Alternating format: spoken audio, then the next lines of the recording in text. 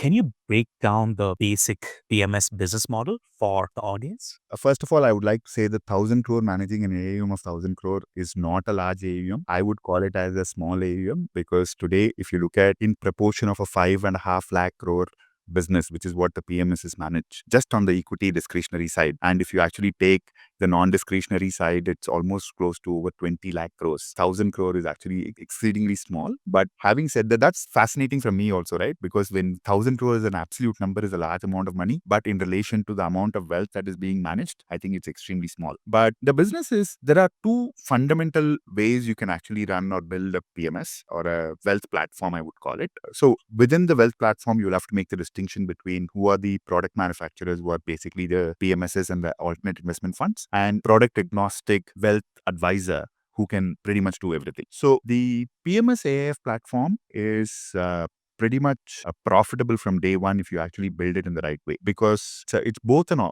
compounding business as well as a annuity business. What I mean by that is because you make a small portion of income from as a management fee from the assets you manage. It is an annuity business. You also compound because the majority of the income is actually linked to the assets you manage, and the assets themselves grow at about the market rate.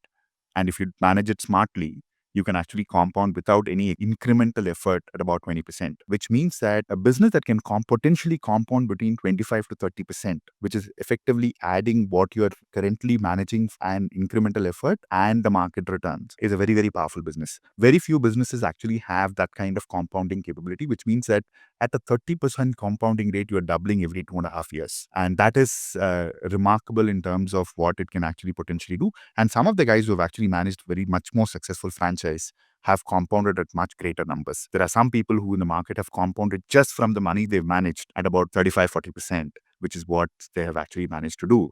In which case, your business is extremely profitable from day one. The pitfall is costs, as in many businesses. If you're able to keep your costs under control, and of course, distribution is a big cost in terms of how you actually raise your money. One of the things we have done to remain profitable is that we don't do distribution. So every single client whom we work with in Agreya is known to one of us. So it's either only through references and people who are known to us and people who can provide us a favorable reference are the people we work with. So that is one path. I'm not saying that distribution is not the way to go, but it's just a path that we didn't choose.